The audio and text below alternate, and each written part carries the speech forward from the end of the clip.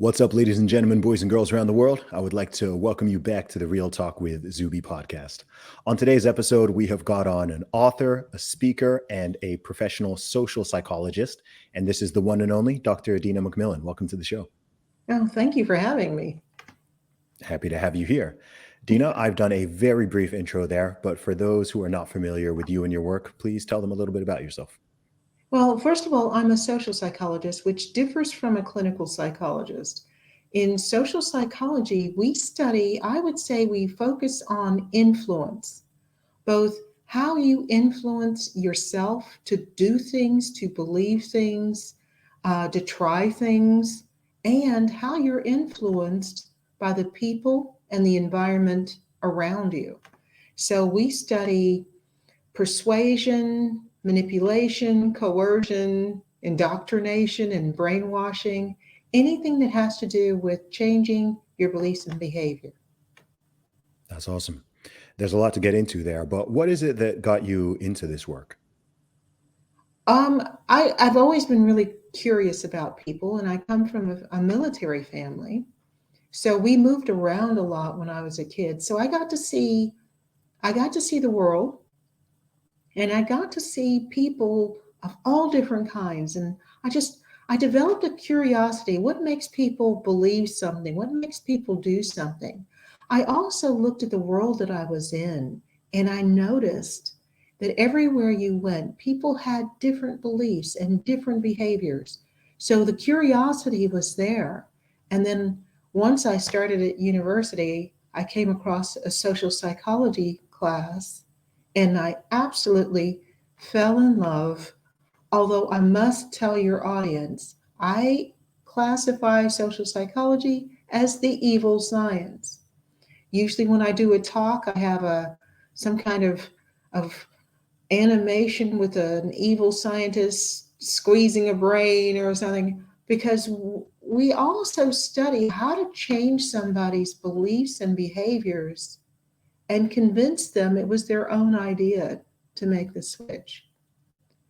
So a lot of what's in our world that is getting people to hold on to beliefs that, especially the ones that are both counterintuitive and destructive, are there because somebody on the outside figured out how to kind of nudge your brain and get you to change your mind.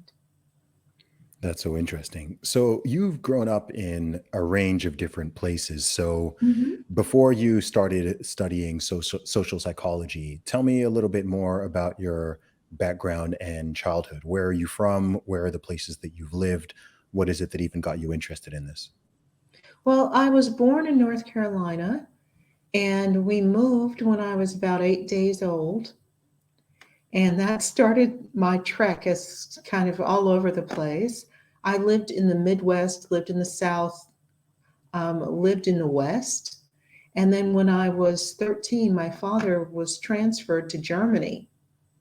So I started high school in Germany, and then he was transferred back to the States, but to Brooklyn, New York. So you cannot get a bigger contrast than Germany and New York. But I got the travel bug. So when I left home, I moved to Paris. I've also lived in England. So I've lived in, I think, 9 states in the US. I've lived in Germany, France, England, and I now live in Australia. I'm in Brisbane, Australia. That's a lot of different places. What was it It like what was it like moving to Germany in your early teen years and suddenly being in that environment and going to school there after spending over a decade in the States? What was that change and transition like? What was it like from the US to Germany?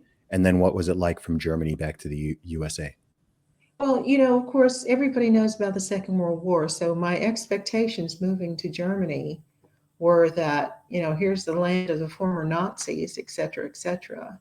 And moving from the Midwest, Missouri, where I spent a good deal of time in my childhood, is a former slave state, and a lot of people don't realize that. Um, we integrated in an all white neighborhood when I was like 7 years old. And as we went to view the house that we eventually moved into, there were kids on bicycles coming behind our car saying, "Get out, niggers." So that was pretty traumatic. Okay, you and I discussed this before. Flash forward a year later, and those guys were actually friends of mine. So it just shows you that even if people are biased against you, it doesn't have to be permanent. But it was a characteristic of what I was used to. And I was very surprised moving to Germany that my family faced less racism in Germany than we did in the States. That's And so interesting. What was just to get an Brooklyn was idea, the worst. okay, what sort of timeline are we talking about here, just so that we can be clear on the time? I lived in the Midwest for like 6 or 7 years. Then going to high school in Germany, we were there 3 years. And then we moved back. So I finished high school in Brooklyn. And what I found astounding in Brooklyn is I was used to separation between blacks and whites, but in Brooklyn, it wasn't just racial, it was ethnic group. So you had the Mm. blacks in one place, you had the Puerto Ricans in another, you had the Jews in one place, the Italians in another, the Anglos in another, and none of the groups seemed to like each other. Mm. So I just Is this really was, is this like the 80s? When are we talking yeah, here? yeah. 80s, okay.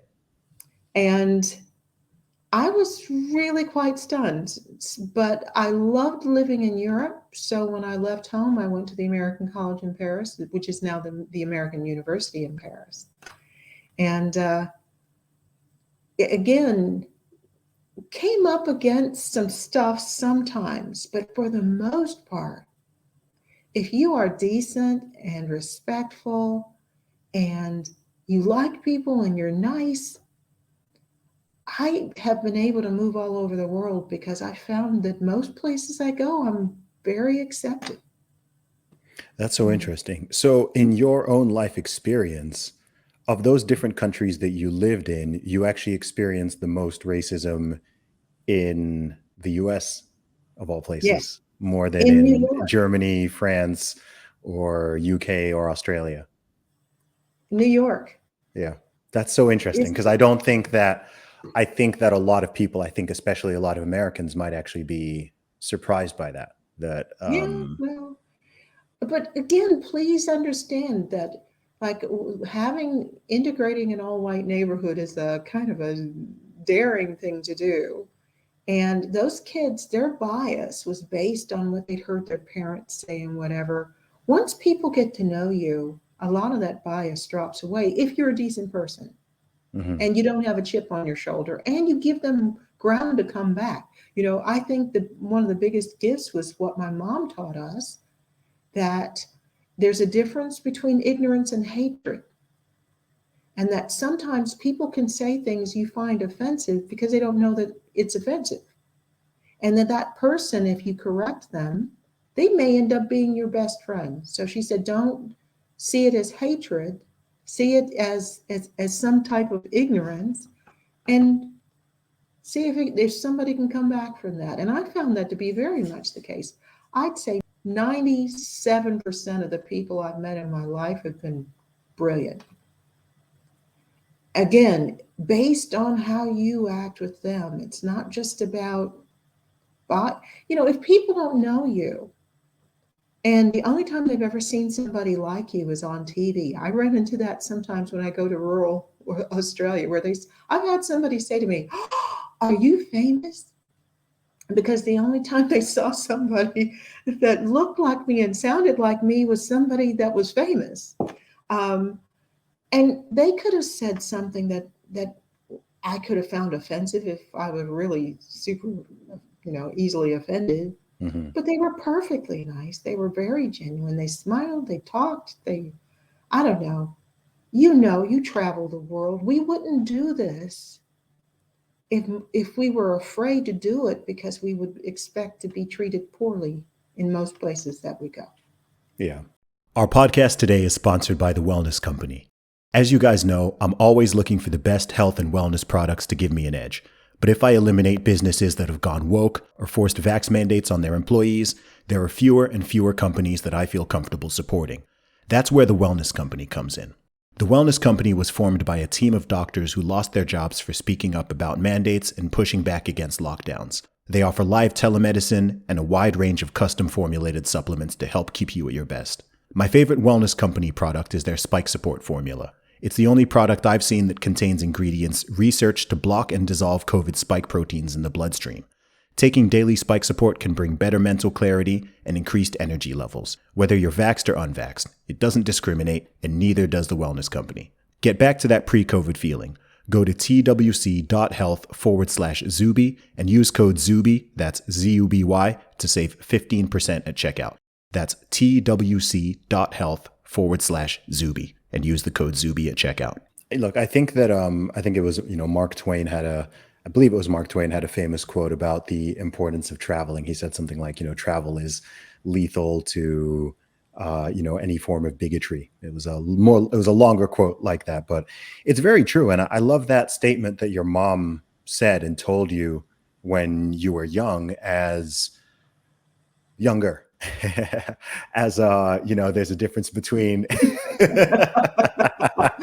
Oh no, I was quite young. that there's a difference between ignorance and hatred, because that is so important to understand. And I think that oftentimes they are conflated. I think sometimes unintentionally, and I think other times uncharitably. I think that people forget that there's a lot of stuff that some people just don't know, and there's many types of people that exist in the world that, depending on when and where people grow up and the kind of environment they're raised in, a lot of people are raised in environments where they haven't really encountered that many different types of people. And I think that's actually more the case in the USA, even to this day, because the US is still far more segregated in many ways, not through force, but just due to historical factors and so on, than many parts of, say, the UK or Europe or Australia, right? In any place, especially in any big city, you're always going to get some degree of segregation and sort of let me call it like self segregation, right? You'll get a Chinatown. You'll have this area where lots of people from Pakistan live. Here, there's a lot of people from Jamaica and other Caribbean countries. Over here, there's a lot of people from here, a lot of people from there, and there are many individuals who grow up in these little pockets to this day, and they don't really see that many different types or shades and kinds of people. And as a result, sometimes there's no animosity or hatred or any type of real bigotry, but it's just ignorance. And sometimes there are times when ignorance and malice can be hard to distinguish. You see this both offline and you see this online, right? I can be having a conversation, or there's some back and forth that's happening on the internet or whatever, and I myself am trying to determine, is this person ignorant / naive, or are they being malicious? Are they like being trolly? Are they trying to, be insulting, attack, or whatever? And sometimes you can't tell. And I think in the real world that happens quite a lot, and these things kind of get conflated.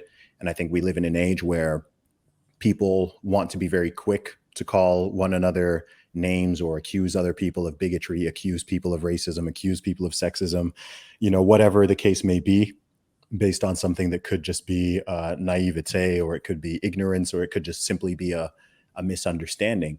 And I think it would be helpful for everyone to, just be a little bit more cognizant of that. And also, I think it would be great for more people to travel and just see more of the world and just get a wider perspective and an understanding that, look, no matter where you are with any group, demographic of people, however you want to chop up humanity, the vast majority of people are decent, or at least trying to be.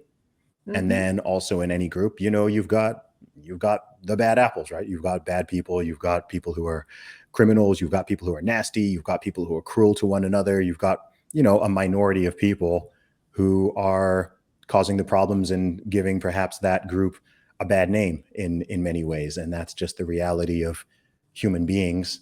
And it's not something that's as simple as, someone's nationality or their class or their race or their gender or this or that. It's just like, look, there's 8 billion plus individuals in this world.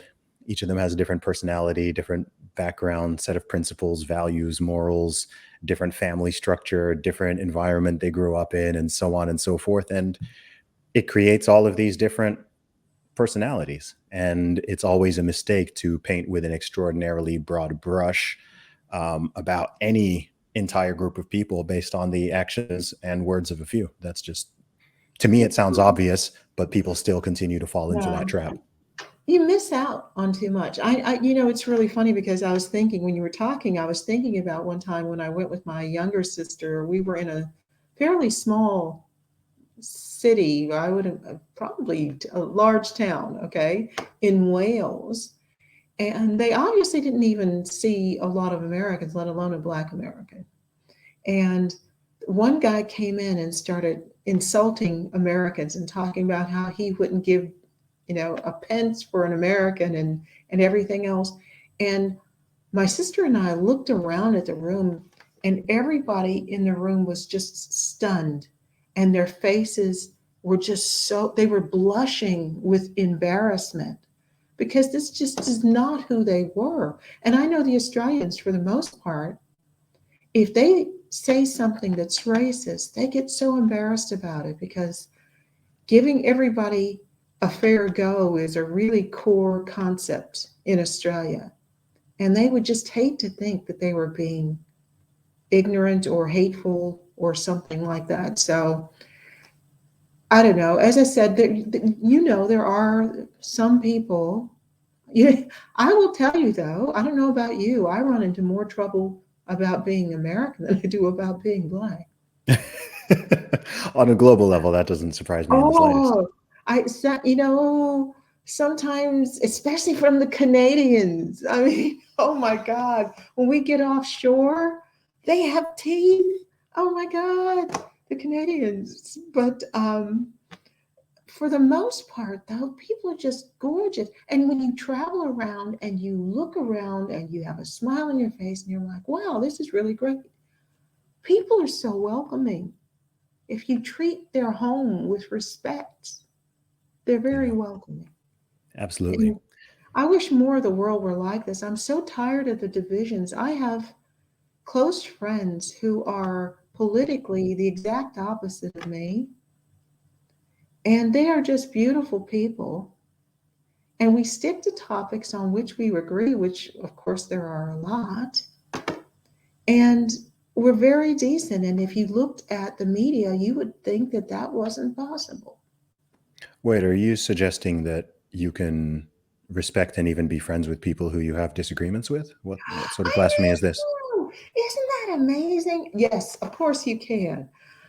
You don't have to agree. I don't trust anybody that says that I agree with on everything because I think, are they really telling me what they really think, or are they just, Mm. do they think I'm going to get nasty or disapproving or rejecting if they don't seem to agree with me about everything? Yeah. And if that's the case, right, if you have two people in a conversation who agree and share the exact same perspective on everything, then you only need one of them there, right? You don't need, there's no conversation to be had because, you may as well just have one person representing there. I have a question, Dina. As a social Mhm. psychologist, I'm keen to hear your take on this. Why do you think that it is that there can be such a tendency for people, all of us can do this, to judge any group based off of the worst members' behaviors within that group? Whether this is, oh, there's some bad police officers, so all cops are bad, or there's some racist white people, so all white people are racist, or there's some uh, young black people who commit crimes, and so, oh, black people are just criminals, or there's this group, there's that group. Like you see it with everything: religious lines, political lines, occupational lines, racial lines, ethnic lines, but all around the world, there seems to be this tendency and trap that human beings can fall into and do fall into over and over and over again, where they take the actions of a handful of individuals who are within any group, demographic, social strata, and they just use this to broadly paint the entire group? Why do you think that happens far more than, say, the opposite, which is like taking the good and the positive and the righteous people and using that to paint, to paint an entire group? Why do you think there's such an over focus and a hyper emphasis on the negative? Well, I think it's because of the way the brain works. And I actually, looking at the divisiveness that we see right now, there's such deep divisions. I actually developed a program starting in 2020 called Healing the Rift. And it's an anti bias program that starts from the premise of human nature. So it doesn't hold up one group as being good, one group as being bad. These people have to make all the changes. These people get to receive all of this. It's not like that at all. It talks about what bias is, positive or negative, and how we can lose critical thinking when we have biased thought. Now, all of this to say, the way the brain works is whenever it separates somebody into us and them, it starts to become very protective of them. It sees them as a threat very easily because it's trying to keep you safe. So it will focus on the danger because it doesn't see that, it sees this group, it separates you from that group, it sees that group as something quite different from your own people, your own safe haven. And so it will tend to focus on the negativity. But the good news is you can catch yourself if you're doing that. One of the things I teach with the program, which is really, simple, the program itself is quite simple. People have a lot of fun when they learn it, but I also leave them with tools where you can actually just take a deep breath. You know better than to make any decision about any group that you see as a them. If someone is quite different from you and you perceive them as such, and you have to know that your brain is going to try to focus on the negative to keep you safe. You're going to tell your brain, I don't need that.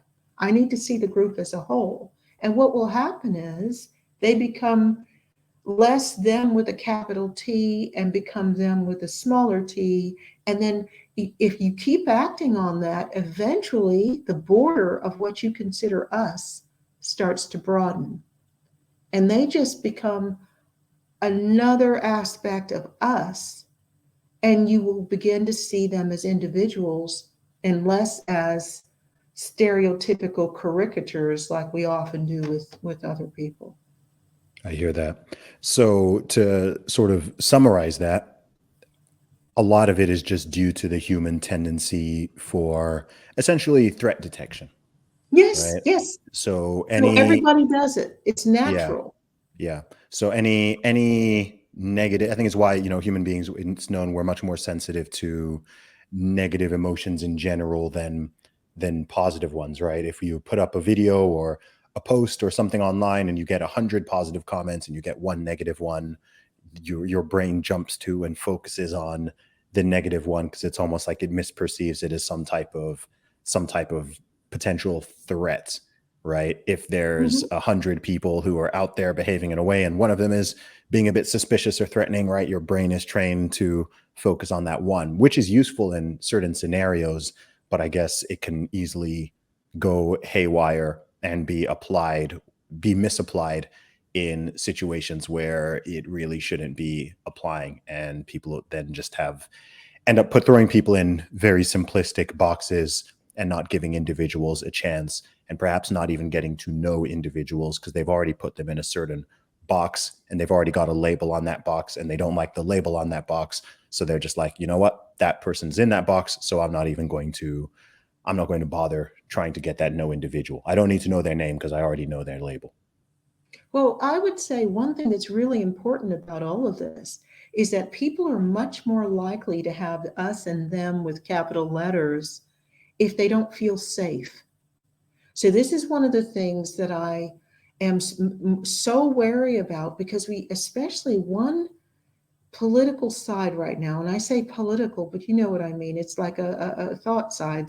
Right now, the left progressives are really preaching a type of mindset that is so easily threatened, and the rules keep changing of what's acceptable and what isn't. And that kind of volatility and uncertainty makes people constantly feel anxious and unsafe. And when any of us feel anxious and unsafe, our brains are more likely to stereotype and to be negatively biased by anyone we see as an outsider. So this is another reason that I resent all of this just extremism, because the lack of safety that it provides to us makes bias increase as a natural consequence. Mm. So we've got to get rid of that. It's hurting all of us. Why do you think it's so attractive to people? Because Well, I also recognize that this is destructive. This is some divisive, polarizing beyond what is necessary, and it's not serving anybody well. But I also have noticed over the years that many people seem to be addicted to it. They almost seem to like the tribalism and the hyperpolarization and having an enemy that they can, constantly be fighting against and pushing against every single day, even if this enemy is largely imaginary. well, because what has happened is since over the, I'd say the last 15 years or so, um, what has happened is those who seek to preach and promote uncertainty and tribalism also have been very overt in rewarding people for joining that mindset. So, I know that in my field, my main field of focus is relationships, especially abusive relationships. And I know that for the last, I don't know, 7 or 8 years, I would interact with people, and their first point of entry was to almost like a Masonic handshake. They would make some kind of negative comment about Trump. And if Mm. you agreed with what they said, then the world was your oyster. They'd be offering you contracts, they'd be doing, all of these wonderful things. They would say, you're part of our tribe, you're Hmm. agreeing with us to hate these people. You started to see comedians. Every single stand-up comedian was making political statements about conservatives, where Hmm. before they just talked about common areas that we all found funny. Hmm. But the people who joined in, you got actors who'd been kind of, relegated to obscurity a little bit. They start making really hateful comments about conservative icons, and all of a sudden they started getting work. So for a lot of people, it gives them a sense of belonging. People who felt, kind of isolated or abandoned or insecure, you start joining one of these tribes that preaches hatred, and it's this. And you saw the same thing in the Second World War, or prior to the Second World War. Yeah. Who were the first people that joined the National Socialists? It was out of work people, people who felt that they had no hope of actually achieving anything in their lives. They were hurt. They were often uneducated. They were relegated to parts of society where they weren't getting a lot of respect and attention. They join the National Socialists, they get a uniform, and then all of a sudden they're part of a group that has a voice. Hmm. So we have to be very careful of it, especially if it's founded on our group has to hate other groups. And it's two things: hatred of the outsiders, but you also have to look at your own group and think to yourself, are they constantly changing the rules of membership? Because the really manipulative ones will change the rules of membership, because that anxiety makes you really easy to manipulate, and it makes your hatred for the other much more virulent. Absolutely. I think people have to be very aware and guard against bonding over hatred. I think there's another thing that I've said this a few times before, that I've noticed that I'm very careful to define myself by what I'm for rather than what I'm against in the vast Hmm. majority of cases, right? I'd rather talk about what I'm in favor of and the things that I support and the things that I like and believe in rather than defining myself by what I don't believe in or simply what I oppose. And I found that those even put you in a different mindset and they change the communication style and they also change the way that you recruit people to your cause, right? I think it's sadly, as you've said, it is effective to rally around a thing, a person, or a group that you dislike or even hate. You can gather people's passions around that, and you can target their energy and their focus towards the object of hatred. Right. This was demonstrated very well. If anyone's read 1945, and they have the 10 minutes of hate, or where they scream at the yell at the screen for all this time. But you see this happen all the time, again, online and offline. You see this happen in the political realm. You can see this type of mobbing behavior on the internet and so on. And yeah, I think people just need to understand and be aware. Look, this is human psychology. We all have a tendency and a proclivity to fall into various types of traps at different time, right? No one is 100% immune to propaganda. There's no one out there who is Oh, there's no one out there who is uninfluenceable. Some people are way easier to influence and even propagandize than others, but none of us is free of cognitive bias, right? We are complicated machines, we're complicated beings, and we have our emotional side, we have our rational side, we have our limbic side, which is just very sort of immediate and animalistic. And I think simply by being aware of some of this stuff, just by being conscious of it, that in hmm, itself is a massive protective mechanism, because you yourself can see when you're falling into a cognitive, some type of fallacy bias, or when you're being pushed in a certain way, or when someone's trying to get you riled up and angry about a particular thing, and you can think, okay, wait, why are they trying to do that? Or what about this? What if I look at it from this angle? What about the other sources of this information, and so on? And it just by being aware of it, you're less likely to fall into the traps, because human psychology has not changed over these hundreds or even thousands of years, right? We're the same no, creatures, we're the same animals. People fall for the same tricks. Something as simple as divide and conquer has worked in every country, every time of history, right? Where you can split up the population to get them fighting against each other. And meanwhile, you can kind of come in and usurp and subdue people on a higher level. It's been going on forever. You see it every single day, and it seems to always work, which can get frustrating.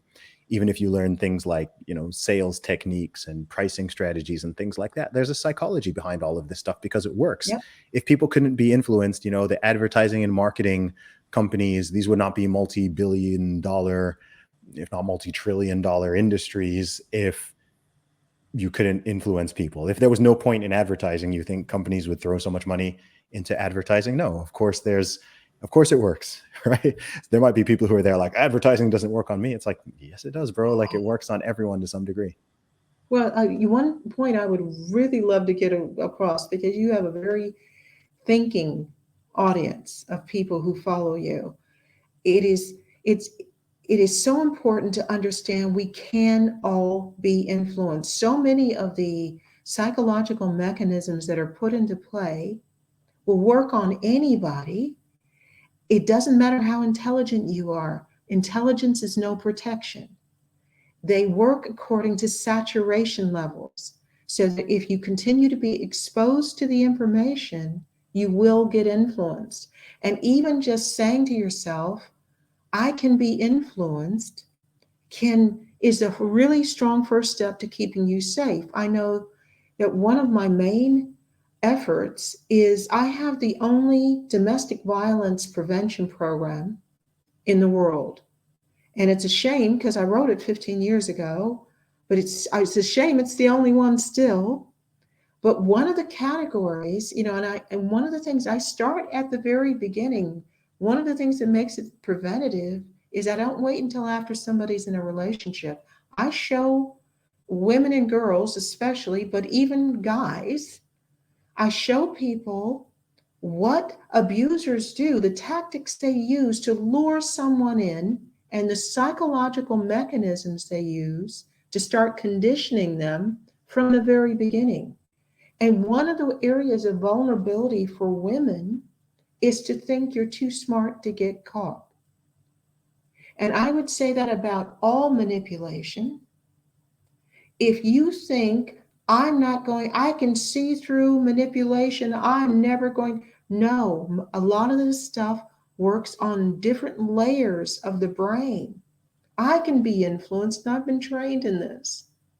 I know myself, I have to be careful about what I expose myself to because my brain will normalize, accept, and adapt to whatever I continue to expose it to. So when I come across material that goes against my principles, I turn away, I stop reading it, I turn it off, I don't pay for it. I just keep it at arm's length. I'll look at it enough to know what it is because, of course, that's my field. I have to study it. But I won't watch endless, when I'm watching, let's say, a streaming show, when I get some time, because I'm like you, I have like 15 jobs. So when I'm not working and I want to just brainlessly marathon a program, if I see something that I find offensive and goes against my values, no matter how much I'm enjoying the show, I turn it off That's because I interesting. have to edit what comes into my brain. The parts of my brain, my subconscious, my limbic brain, my reptilian brain, they don't have a filter. Mm. If I expose them to something, they automatically think it's okay. The Okay, part of I have an immediate question here. So, how do Mhm. you how do you balance that with the concerns about the opposite of that, right? So, take the most obvious example, right? We have a lot of with young people in particular, for example, at universities, there's this idea that they become anti-free speech in certain ways, right? They want to Mhm. deplatform speakers, or if someone's viewpoints can be labeled as harmful or dangerous or even hate speech or this or that, right? People are guarding themselves or excluding themselves from hearing a range of viewpoints that they may say go against their values, or they may say, oh, I disagree with that thing, so I don't even want to hear it, and I don't want other people to hear it, and we need safe spaces, and we need trigger warnings, and we need this and that. So how do you align what you've just said there with what I've just referred to there, and which is an idea and concept that I know I'm certainly critical of, but both of us even So am I. maybe. So yeah, so So where's am I. the Here's the difference. okay, go for it. Here's the difference, and it's very important. The neocortex, the prefrontal cortex, the rational, logical, language-based part of your brain, can it can stand exposure to various thoughts. It has judgment. So it is actually a good thing to constantly expose your mind to new ideas, concepts, and thoughts. I've changed my mind about things after I come across sufficient, compelling evidence that my previous way of thinking was wrong. So when I said not exposing myself, I wasn't talking about somebody coming on campus and saying, and espousing ideas that differ from my own. That's actually good for me to be around because it allows me to think, okay, I have this view, can it hold up against that? It's going into that frontal part of the brain that is fine, it can handle it. So to protect that part of the brain is just censorship.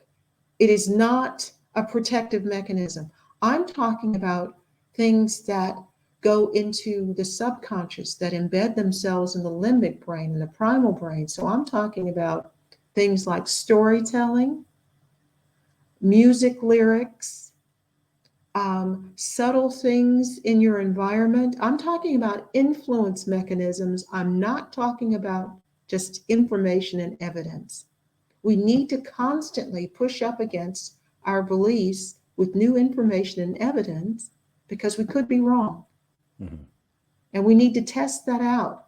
And I think having universities used to train people in critical thinking. They've gotten to the point they don't do that anymore. They used to have students, as a regular part of their training, have to argue a perspective that was opposite of their own, just so that they'd learn an alternative viewpoint and a perspective. And it was really good training. Now they're saying you need a trigger warning because someone doesn't share your views. That is a Machiavellian, totalitarian evil that needs to be fought against with everything we have. Because if there is sufficient evidence against someone else's perspective, they should be able to just speak about it and rationally talk about it. And they either have a point or they don't. I either have evidence or they don't. So when I said I don't watch like a Netflix drama that has those values, it's because storytelling, and especially music or magic, if you look at every culture across history, they've always taken their sacred texts and put them to music. Often they have people actually move and dance when they would say these things, because that goes so firmly into the parts of your brain that influence your life choices. So I'm not saying university students should allow themselves to be indoctrinated or brainwashed. I'm saying they should be educated. And what they're fighting against is getting educated. And that's the whole reason for paying that fortune that they're paying to be able to go to university. I hear that. Dina, switching gears a little bit. Another topic that you speak on a lot and you write about a lot is relationships. In fact, you have recently put out a book. Let me get the title right. You wrote a book called Fascination with the Devil: Why Women Love Emotionally Dangerous Men. That's a very Yes. provocative title right there. And I'm sure there's a woman listening saying, hey, I don't love emotionally dangerous men. No, First, actually, the women are all saying, "Oh, I need to get that." I That's need to the get reaction I've gotten. that. Yes. Okay, so I guess the obvious question is, why do women love emotionally dangerous men? Well, there are a couple of reasons. I think that there is a component of female culture, of normal culture in most societies, that teaches women that we can transform a man, a bad man, through the power of our love. So it's the Beauty and the Beast archetype. So we get that from the time we're little, where we're taught if you're constant, true, loving, nurturing, supportive, you can turn this beast into a handsome prince and live happily ever after. And it's amazing how many of the films that are targeting adult women still have that same fundamental storyline running through it. So you add that, and for the women who really take that on board, um, it makes them vulnerable. And I would say again, over the last 15 years, I've seen more and more shows, more and more music videos, more and more cultural icons where these guys are just the opposite of what would make a really strong, loving, solid partner. And they're being presented to women as the ideal. And a lot of women are buying into it. That's interesting. Can you give some examples of that? Because I feel like on one hand, I sort of sense that, but I also sense that there's the opposite, right? You hear, there's also been this sort of emasculated male figure that's often presented in TV shows or cartoons or movies, whether this is the bumbling, stupid dad, or just, men being either being, predators and nasty, or just being fully incompetent and stupid, basically. It doesn't seem like there's that proper healthy balance. So I don't know. Do you No, observe there that same isn't. thing? Okay. There is a war on masculinity right now. And in fact, it's so funny because I was doing something for my publisher for my website, and I was looking on a stock photo place that I have a subscription, and I typed in masculinity. I was talking about something that fits very well here. I was writing something for my website on the true alpha male. And so I went on to get a little photo. I typed in masculine man, and all I got was toxic masculinity, toxic masculinity. And it's like, no. Okay. So what happens is this: when there's a dearth of masculinity, women will be often be attracted to the kind of guy who's unapologetically masculine, but he's not the right kind of masculine. There is a very positive, strong guy with principles and values that is a true alpha. He is the natural leader. He's just principled. He's fantastic. But if he's not around, women will often be attracted to the alpha imitator who's also capable and unapologetically masculine, but he's also really selfish and exploitative and lacking in principles and will do anything to get what he wants. And if women aren't taught the difference between the two, if they aren't taught that there's an alternative, sometimes they will go for the alpha imitator, which of course, if you look at a lot of music videos, you look a lot of TV shows. I mean, the Wolf of Wall Street, for instance, is a perfect example of toxic masculinity, so to speak. Although I don't like using that term because I don't want masculinity to be linked with something bad. Mm-hmm.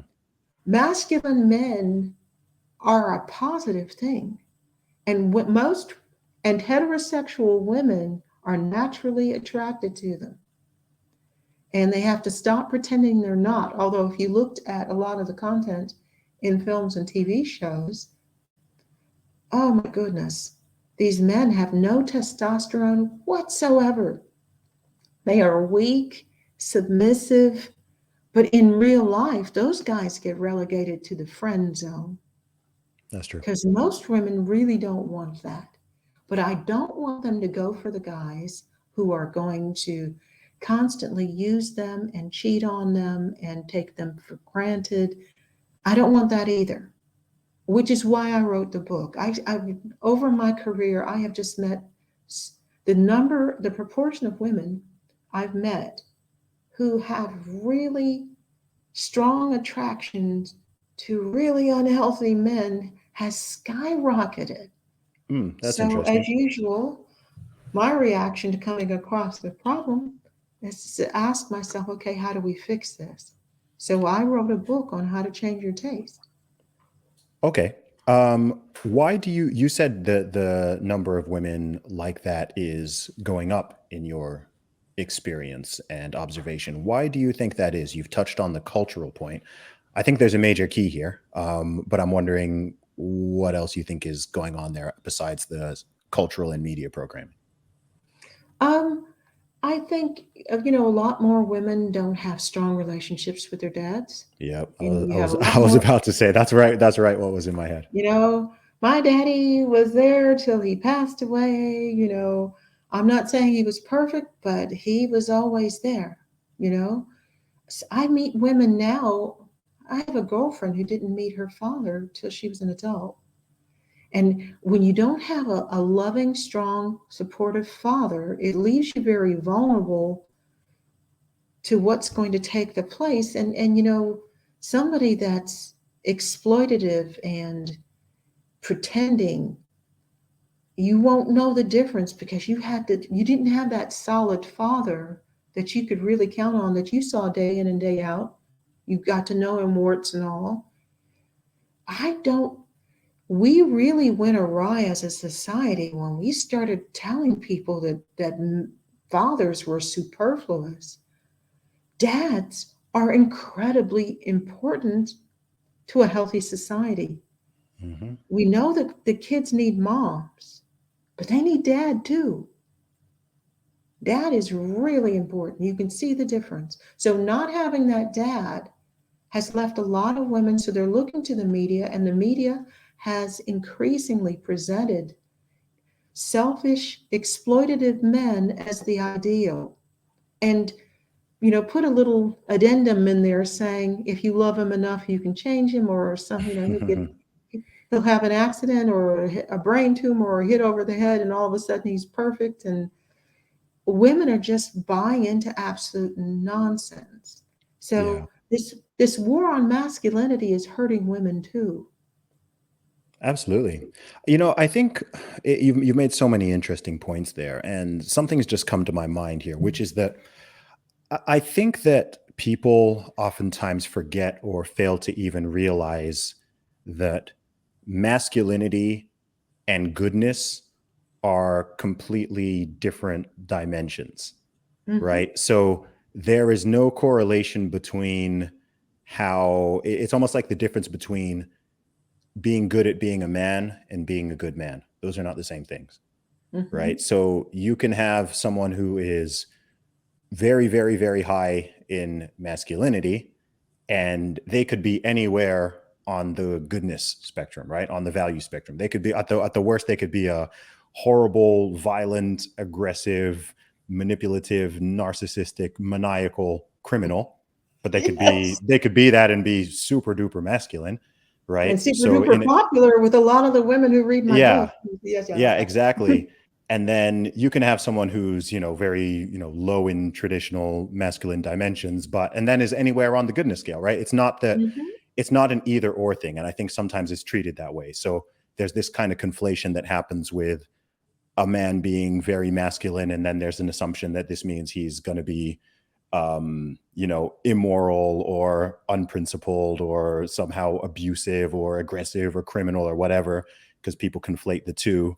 And then either is so there's almost like there's a false dichotomy painted where either it's like you get the high masculine and abusive or violent or whatever, or you get the low masculinity and then low masculinity nice guy, right? And it's like And that's there's what no they're correlation there. promoting you can right you can now. have you can have someone who's low masculinity and a terrible And person. he's horrible. Um, Yes, you can. yes, you're absolutely right. They do Exactly. not go together. No. And as I said, though, there is a sense of protectiveness that a masculine man has that is naturally appealing to most females.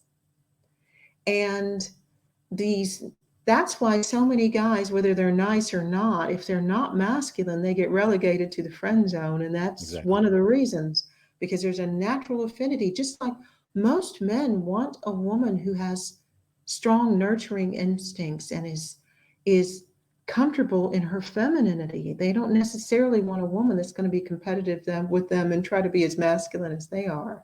Mhm. There's usually a difference. But you're right. Some of the worst men I know are very low on the masculinity scale, and they get away with a lot because the media has taken such a turn against masculinity that it's very guilty of conflating the two. Yeah, Where they exactly. keep showing men, if they're a good man, they're not masculine. Exactly. And It's the in real life, it doesn't work out like that at all. no, it doesn't at all. It's the nice guy versus jerks debate, as if those are the two options. And when we're saying nice here, when people say nice, they mean lacking masculinity, lacking assertiveness, lacking leadership qualities, lacking, physical, mental strength and resilience and so on. So there's this either or that's always painted. It's a little bit like how there's this idea that um I don't know, would you rather there's sort of this fake dichotomy on the female side as well, right? Where people have this idea that if a girl is beautiful, then she's going to be bitchy and she's going to be nasty and she's going to be Yes. like this or that.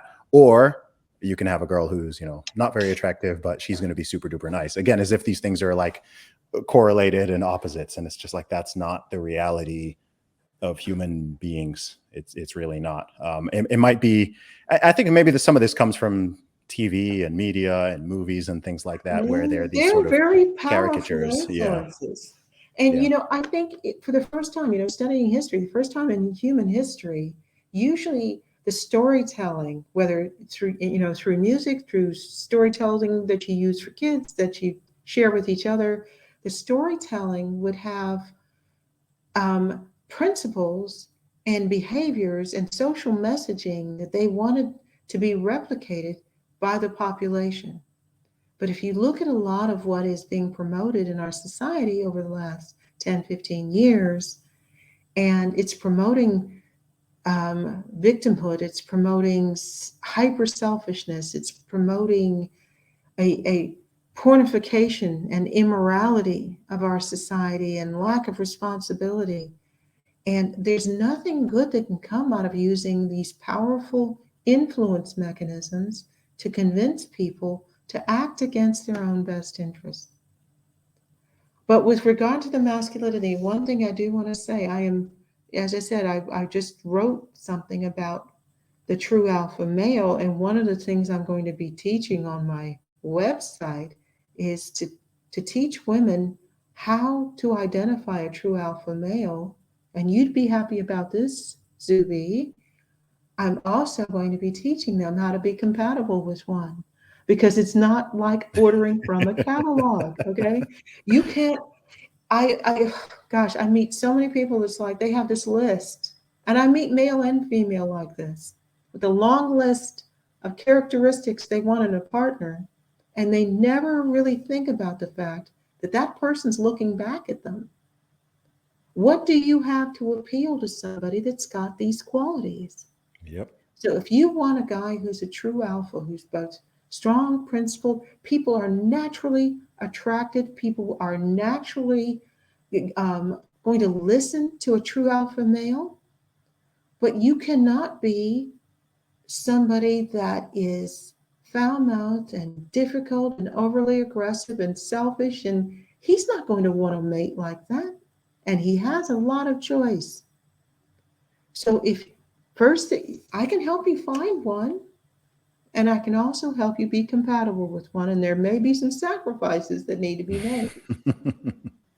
What do you think is the hardest challenge that young women are facing today? No role models. They're not being taught what they need. I mean, I have some very young women who live in my, just away from home kind of young women who live in my building. And I have befriended them all, and they come to me and talk to me about their love life problems. And it's so scary what they're being taught about relationships. They're just given no guidance whatsoever. They're not taught how to carry themselves. They're not taught how to value themselves. I think, the people who taught women that our sexuality should be cheaped have a lot to answer for, because I don't think we gain with that at all, ever. They don't know how to choose a partner. And I'm not talking about expecting the world from your partner while you're just a regular person and you have all these faults that you won't work on. I'm talking about having good self-awareness, working on what you have to work on, being realistic in what you ask for in a partner, but also not having low standards either for yourself or in whom you choose. And I'm teaching them this because nobody else is. Well, I think it's part of a wider social phenomenon which has been going on. It's where a lot of the victim and entitlement mentality comes from as well. But it's this idea that, essentially the world revolves around you and you're perfect and great just the way you are. And every single other person and society as a whole and the culture as a whole must change and bend to you, rather than you having to change and improve yourself to actually achieve the outcomes and relationships and things that you desire. There's nothing wrong with having high expectations, but the higher your expectations, unless you want to live in delusion and you want to be sad, then the higher your expectations of others, then the higher your expectations of yourself have to be. There's nothing wrong with aiming high and wanting to be surrounded by great people and wanting to have good things, but you have to sacrifice something in order to achieve that. You have to build yourself up. You have to work on it. If you're a guy who's 100 pounds overweight and you're broke and you've got terrible style and you're sitting there playing video games and smoking weed all day, and you're talking about you want to you want your wife to be a supermodel who is submits to you and is a great cook and has a wonderful personality and is super loyal and she's amazing and whatever. It's like, okay, bro, like there's nothing wrong with having those expectations, but then you got to sort yourself out. Otherwise, you're living in complete delusion. The idea that you should just be entitled to have everything you want. Like, there's nothing wrong with wanting a Lamborghini, right? But if you want a Lamborghini, then you're not going to get it if you're working at the level of a Skoda or a Toyota, right? There's nothing wrong with wanting a Toyota, but like these things are at different echelons, and you're going to sound crazy. You're going to sound deluded if you want and feel that you're entitled to things that are way, way, way beyond the level that you're willing to work for yourself. And I just see that. I see that happening a lot. I mean, you see it even with the whole quote unquote body positivity, fat acceptance thing, right? It's like, Oh, no, dear. you don't need to lose weight. The entire human species needs to alter their perceptions of what they consider beautiful and attractive. And, oh, you're not the problem, but those men who don't think you're hot, they're just fat phobic and they're just bigots. Oh, and they're probably racist too. And we need to change them. We need to change the cultural standards of beauty and what people even find attractive to fit to you, rather than, hey, maybe you need to take some accountability. And if this is something you care about and something you prioritize, then you need to prioritize this thing in your life, rather than trying to just change everything and everyone else to completely comply to you. I just think it's a massively solipsistic, entitled attitude. And it's been heavily indoctrinated in a lot of people from pretty young, it seems. Well, we're having a society right now where there's an expectation of not only being given things you haven't earned, but there's an expectation that you're allowed to pretend, and everybody else has to pretend with you. So you see that with the gender ideology, where you're supposed to pretend that humans can change sex, which is not true. With the body positivity movement saying that you're bigoted if you don't like this, or you're having people saying if you have a preference for someone who looks a particular way, you should be willing to get involved with someone who doesn't meet any of those standards, or else you're a bad person. Yeah. And I hope nobody gives into it, because, like with the whole thing about the body positivity and obesity is white supremacy, or criticism of obesity is white supremacy. They're also expecting physicians to ignore the health risks that come along with obesity. Yeah, that's crazy.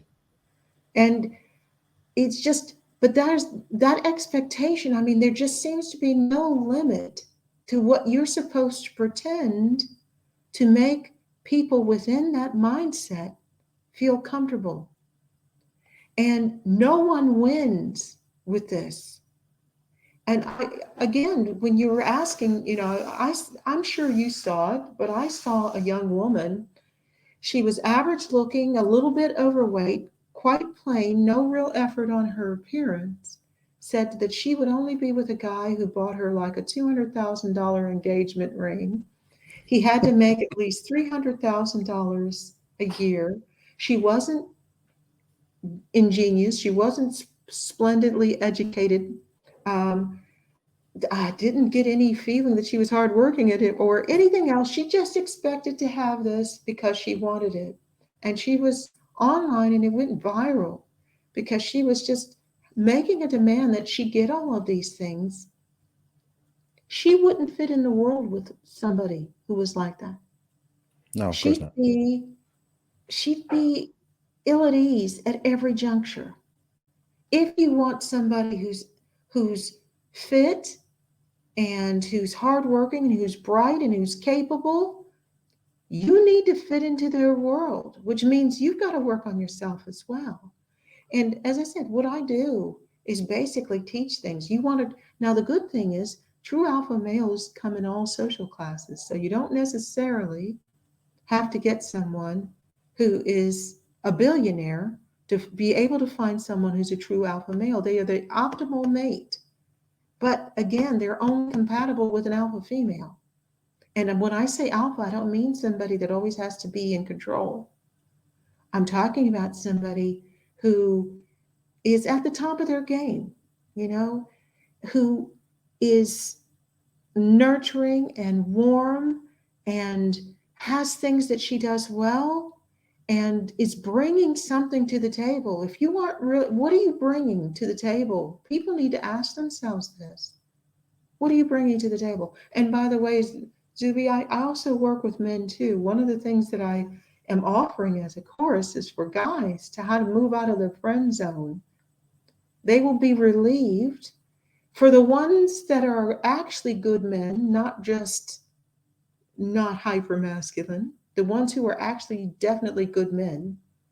One of the benefits of my work with Fascination with the Devil, getting women away from emotionally dangerous men, is that by teaching women to desire good men who will love and cherish them and that they can love and cherish in return, a lot of guys who've been relegated to the friend zone will actually be the optimal choice of the kind of women that they actually desire. So it's a win-win for everybody, I think. Yeah, absolutely. Dina, there's so much stuff that we can go into. I'd love to have you on the podcast again in the future, but I Okay. want to be conscious of the time. But for people who are curious to learn more about your work, where can they find and follow you online? Okay. Well, the easiest way is to go to my website, which is www.drdinamcmillan.com. So my name is, that's all one word, all lowercase, DRDinamcMillan.com. So www.drdinamcmillan.com. If they want to know about my work in abuse, they can just put my name and put TED, and they can see my TEDx talk where I talk about my Unmasking the Abuser program. And I also have a podcast series called Unmasking the Abuser, where I teach about manipulation and control and how to protect yourself from being lured in and trapped in an abusive relationship. Awesome. Dr. Dina McMillan, thank you so much for coming on the show. It's been great talking to you. Thank you for having me. Talk again. Bye. Bye bye.